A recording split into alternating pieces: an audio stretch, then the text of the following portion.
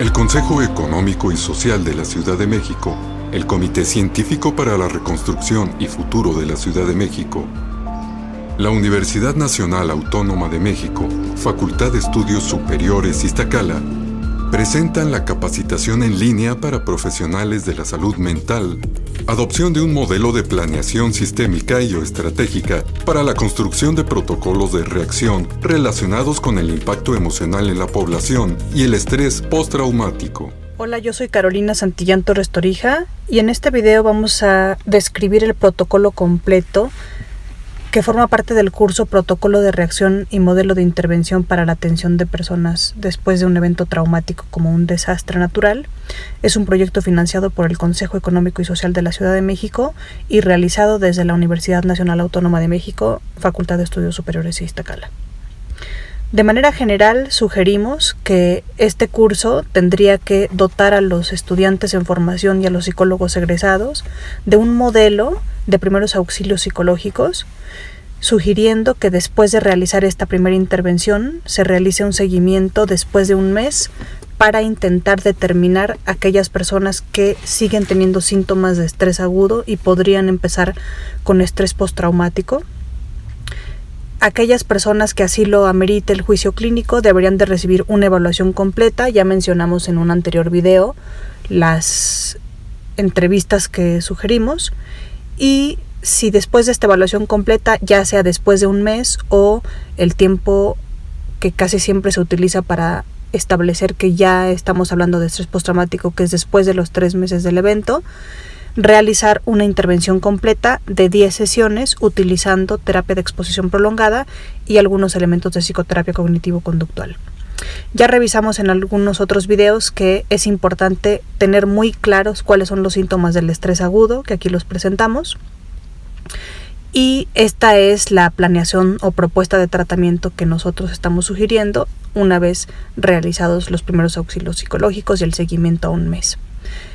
Habrá un video especial para describir solamente la intervención de primeros auxilios psicológicos.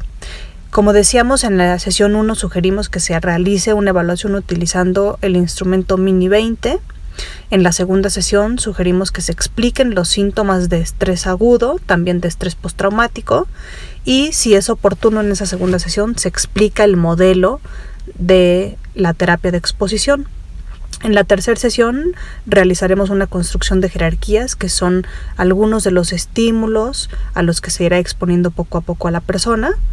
Y como tarea, en la última columna podemos revisar que tendrá que ir construyendo la persona más elementos para las jerarquías, y en las siguientes sesiones será terapia de exposición y se irá introduciendo el ABC de la terapia cognitiva. Después, de las 5 a las 12 será algunos elementos de reestructuración cognitiva, para en la sesión 13 o 14, depende del caso, porque algunas personas solamente con 10 sesiones es suficiente, haremos un cierre y una prevención de recaídas. Casi siempre sugerimos hacer al menos un seguimiento al mes y si es posible a los 3, 6 y 12 meses. En la primera sesión entonces sugeríamos que se utilizara el instrumento CASADS para niños y adolescentes, el Mini para los adultos, y también tienen a su disposición en el curso, acuérdense que este curso va acompañado del manual y de los instrumentos, PSL, que es un listado de verificación de síntomas por estrés postraumático. Hablamos un poco de la respiración 428, que sugerimos dejar como tarea desde la primera sesión. Uno de los elementos clave de este ejercicio, que no es nuestro, sino es retomado del libro ABC en relajación de la editorial de Schley de Brouwer, es que la respiración, para que sea efectiva, tiene que tener estos 3 componentes: 4 segundos de inhalación, 2 segundos de pausa, y exhalas en el doble de tiempo del que inhalaste para evitar promover la hiperventilación. Sugerimos que las personas sean entrenadas en realizar 3 ciclos y que lo hagan varias veces al día. Una buena idea es que les enseñen la diferencia entre una respiración torácica y una respiración diafragmática, colocando una mano en el pecho y una mano en el abdomen, y que intenten solamente inflar su estómago con aire y traten de no elevar su pecho ni sus hombros. Después aquí tenemos una primera diapositiva en donde estamos encontrando algunos de los reactivos para evaluar si hay presencia de estrés postraumático. Sabemos que entonces hay que preguntar si la persona tiene recuerdos, pensamientos o imágenes reiterados y perturbadores, si durante el evento traumático se sintió muy alterado se sigue sintiendo muy alterado, cuando recuerda la experiencia estresante, si sigue evitando situaciones o actividades, etc.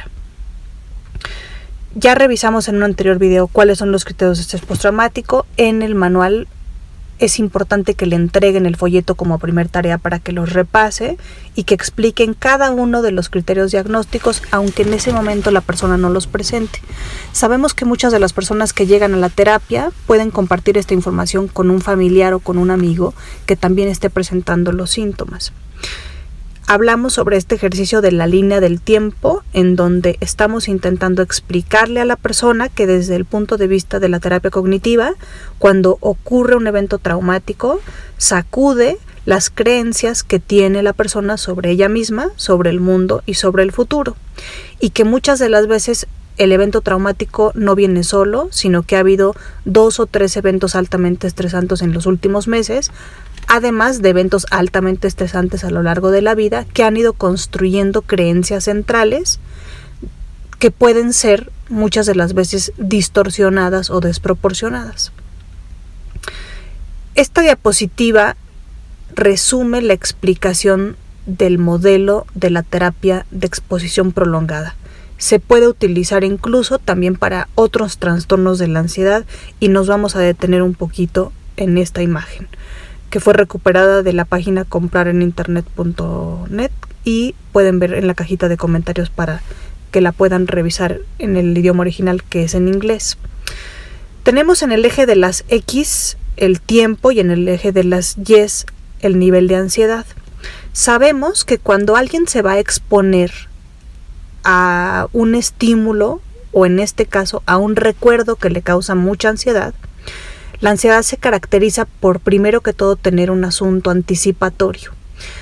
Es normal entonces que cuando alguien va a recibir un procedimiento quirúrgico, desde una noche antes esté preocupado, porque la ansiedad te prepara para afrontar una situación, un evento. En el caso de la terapia de exposición para estrés postraumático, como recordarán en un video anterior, hablábamos de que no vamos a exponer a la persona solamente al lugar, a la ropa, a las personas, sino que la vamos a exponer al recuerdo que no quedó adecuadamente archivado y que quedó fragmentado en la memoria. De esta forma, entonces, la persona seguramente ha estado evitando hablar de esta situación y ha imposibilitado que se procese adecuadamente emocionalmente la experiencia. Por lo tanto, entonces le vamos a explicar que así como ha superado otros miedos, exponiéndose de manera gradual y repetida a un evento, a un estímulo, a un animal, a las alturas, en esta ocasión vamos a usar terapia de exposición para exponerla al recuerdo del evento traumático. Lo que va a ocurrir entonces es que la primera sesión, cuando le pidamos que narre el evento en primera persona y en tiempo presente, es decir, hoy es 19 de septiembre del 2017, es la 1:12 de la tarde, estoy en mi casa, no me he cambiado porque hoy entro a trabajar tarde, estoy arreglando algunas cosas para llevarme al trabajo y de pronto empiezo a escuchar la alarma sísmica. Después de que ya habíamos hecho el simulacro en la mañana, no sé muy bien si se estará tratando de una falla, pero empiezo a percibir un movimiento muy fuerte y me doy cuenta de que, aunque parezca increíble, está temblando otra vez. Esta sería la mejor manera de entonces pedirle que con los ojos cerrados la persona empiece a narrar el evento. Lo que esperamos es que la ansiedad empiece a subir hasta un punto donde aquí señalamos como pico de pánico, donde el relato es muy doloroso, muy incómodo de recordar y que a la persona le van a dar muchas ganas de ya no seguir con el relato. En el caso, por ejemplo, de una fobia, si intentáramos exponer a alguien a una tarántula, pasaría lo mismo. Vamos a decirle, oye, la siguiente semana vamos a tener una tarántula, la vas a tener aquí, no la vas a tocar, simplemente la vamos a estar aquí viendo y vamos a dejar que camine sobre el tapete. Entonces, la persona sería normal que tuviera un fenómeno anticipatorio que se fuera incrementando, especialmente antes de la sesión, y cuando tiene la tarántula enfrente, la ansiedad empezaría a subir hasta encontrar un pico de pánico donde le darían ganas de escapar de la situación. Escapar puede ser simplemente cerrar los ojos, voltearse para otro lado, tratar de distraerse mentalmente hablando de otra cosa o tratar de salir de la habitación. ¿Qué es central? Que si en ese pico de pánico la persona se escapa de la situación, ya sea de manera cognitiva o de manera conductual, efectivamente la ansiedad va a bajar rápidamente. Pero esto impide que se habitúe a la presencia de la tarántula, por ejemplo, pero también que se habitúe a la ansiedad que le provoca recordar la escena o el evento traumático, en este caso del sismo. ¿Qué vamos a pedirle entonces cuando explicamos terapia de exposición? Que hay dos conceptos centrales. Uno es habituación, por eso este modelo se llama curva de la habituación. Habituarse es acostumbrarse. Vamos a pedirle y vamos a explicarle que cada vez que hable sobre el evento traumático, lo que va a empezar a ocurrir es que la ansiedad, cuando no se escapa, va a empezar a bajar poco a poco. Pero como decíamos en los otros videos, la exposición tiene que tener dos características, que tiene que exponerse de manera gradual, es decir, poco a poco, y decíamos también de manera sostenida, no se puede escapar, y también de manera repetida, es mejor que se exponga muchas veces. Entonces, la primera vez va a haber mucha ansiedad a la tarántula, por ejemplo, pero también al recuerdo traumático, le van a dar muchas ganas de escapar, pero si no se escapa, lo que va a empezar es que poco a poco la ansiedad va a empezar a bajar y vamos a intentar que exponga a ese mismo relato en una primera sesión. Si da tiempo, 2 veces puede narrar el relato en la primera sesión y cada sesión va a ir exponiéndose al mismo relato. Inclusive, en ocasiones es muy recomendable que la narrativa se grabe en un audio en el celular y que de tarea pueda escuchar el audio en casa, y eso va a lograr que poco a poco empiece a procesar la experiencia y se sienta más tranquila al escuchar. Entonces, es muy importante explicar estos dos conceptos, que son habituación, y el segundo concepto clave es evitación. La evitación puede ser muy efectiva en términos de que baja la ansiedad de manera pasajera, pero en el largo plazo la evitación evita la habituación. En la siguiente entonces diapositiva, aquí resumimos algunos de los conceptos más importantes que están relacionados con la ansiedad. Es importante recordar que la ansiedad por excelencia es un fenómeno que activa el sistema nervioso central, que se anticipa o se adelanta las cosas, casi siempre haciendo predicciones catastróficas, que nos obliga a estar hipervigilantes y que tiene una serie de falsas alarmas. Es como si tuviéramos un sensor que está mal calibrado y que constantemente, como decíamos en el video pasado, al sentir un movimiento leve, al escuchar un sonido que se parezca a la alerta sísmica, se está activando dando falsas alarmas, y que hay que aprender a ser un poco más empático, un poco más compasivo y darse cuenta que nuestra ansiedad nos quiere ayudar, pero está exagerando, y aunque se sienta un movimiento porque pasó un camión o aunque escuchemos un sonido que se parece a la alarma sísmica, no hay que salir corriendo. Está bien que nuestra ansiedad nos quiere proteger, pero tal vez es momento de hacer una respiración y esperar, porque la ansiedad tal vez está exagerando o dándonos una falsa alarma, que es una respuesta desproporcionada. Otros conceptos que consideramos importantes para explicarle a las personas qué es el estrés postraumático es que por excelencia los eventos traumáticos decíamos que pasan de manera muy rápida, que no siempre actuamos como hubiéramos querido y que hacen que nos confundamos y que dudemos de nuestra capacidad para afrontar situaciones de manera efectiva. Confundimos desde la teoría cognitiva la visión de nosotros mismos, se nos confunde nuestro autoconcepto, nuestra algunos llaman autoestima, la eficacia de la que hablaron Beck, donde a veces juzgamos que porque actuamos mal en el evento traumático, eso quiere decir que no somos valiosos, que no somos hábiles, por ejemplo, en un caso de abuso sexual, donde una persona hizo lo que pudo para intentar sobrevivir, porque peligraba su vida, no por eso quiere decir que sea una persona débil, pero a veces el evento traumático es tan difícil de procesar que entonces empieza a impregnar todo nuestro autoconcepto con esa sensación de que no somos eficaces y nos confunde, sacude nuestras creencias. No me encanta la palabra, pero creo que es una buena palabra porque describe cómo la ansiedad a veces secuestra nuestra vida, secuestra nuestra capacidad para atender a otros detalles que nos dan evidencia de que el mundo no es tan peligroso. Entonces hay que a veces enseñarle a las personas que la ansiedad está diseñada para de manera evolutiva ayudarnos a sobrevivir, pero cuando ya secuestra nuestras ganas de hacer otras cosas, de salir a trabajar, de estudiar, de convivir con amigos, ya no está funcionando como algo adaptativo. También la ansiedad se caracteriza por un fenómeno de rumiación, que es esta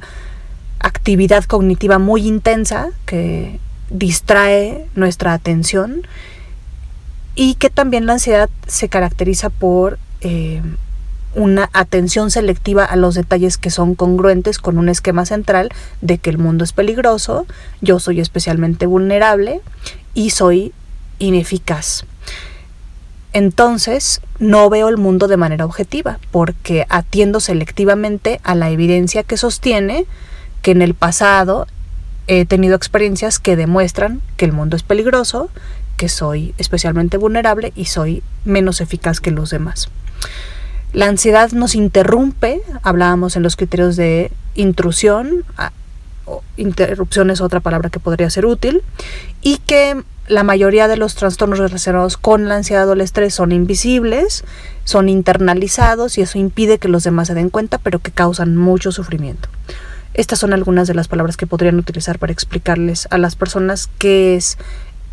el estrés postraumático y cuáles son algunos de sus síntomas. En la sesión 3 construiremos una lista de jerarquías que va del 0 al 10, en donde estableceremos en 0 qué estímulos nos generan 0 de ansiedad y 10 la mayor ansiedad que hayamos sentido en toda nuestra vida. En este registro en esta jerarquía, no solamente vamos a incluir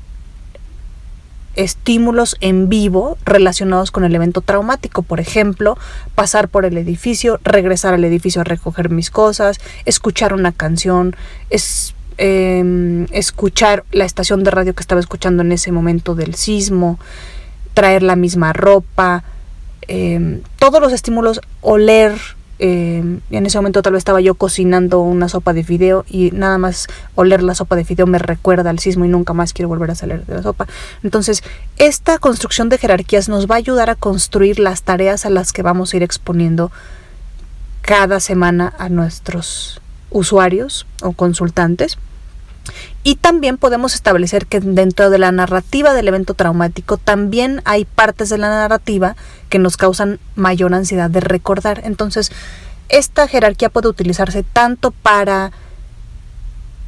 estímulos que se han estado evitando y causan mucha ansiedad,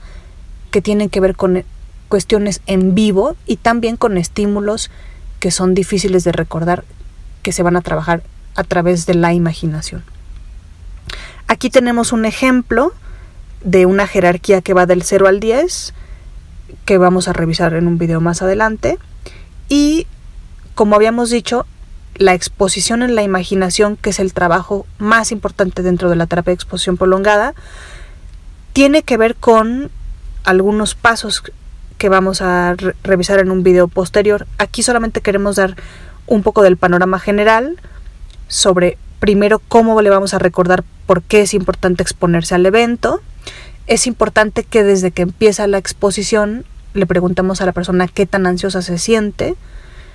es importante empezar a exponer a la persona con una jerarquía del 5 para arriba, no empezar con las del 0. Y vamos a estar revisando cuántas unidades subjetivas de ansiedad, eso es lo que significa la USA, siente la persona antes de empezar el ejercicio, y podemos ir monitoreando durante la exposición en narración y en vivo si va realmente la curva de la ansiedad cumpliéndose, y le vamos a preguntar cada 5 minutos qué tan ansioso se siente, para ir registrando cómo va bajando la ansiedad. Habíamos ya mencionado que se expone en primera persona y en tiempo presente con el mayor número de detalles posibles, involucrando los 5 sentidos. Y hablaremos sobre cómo, para dar terminado un ejercicio de exposición prolongada, tendría que terminar cuando el nivel de ansiedad llegue a la mitad del punto máximo -1. Entonces vamos a pensar que elegimos una jerarquía del número 5, que tal vez tenía que ver con hablar sobre toda la escena traumática una sola vez, que le causa un 5 de ansiedad, y no profundizar en el momento en donde tal vez empezó a escuchar a su vecino que estaba atrapado, que no lo podía salvar. Entonces empezamos a preguntar qué tan ansioso te sientes del 0 al 10 antes de empezar el ejercicio. Vas a empezar a narrar todo lo que fue ocurriendo desde el principio de la escena hasta el final. Yo voy a ir escuchando tu narración, si puedo la voy grabando para que la escuches de tarea en el celular. Voy a ir preguntándote cada 5 minutos cuánta ansiedad sientes. Tal vez va a empezar a subir, y cuando llegue al 5 va a empezar a bajar poco a poco. Va a repetir la narración una, si da tiempo 2 o 3 veces, y lo que vamos a empezar a notar es que la ansiedad va a empezar a bajar. La primera narrativa va a subir hasta el número 5, en la segunda tal vez el punto máximo fue 4, en la tercera vez, si dio tiempo, va a ser 3, y nosotros podemos dar una sesión de terapia de exposición terminada si el punto máximo era 5 entre 2 es 2.5 menos 1, 1.5. Cuando nosotros le preguntemos qué tan ansioso te sientes en este momento y él nos diga pues como un 1.5 o un 2, ahí es donde sabemos que efectivamente se cumple esta curva de la habituación. No podemos dejar salir a una persona de la sesión si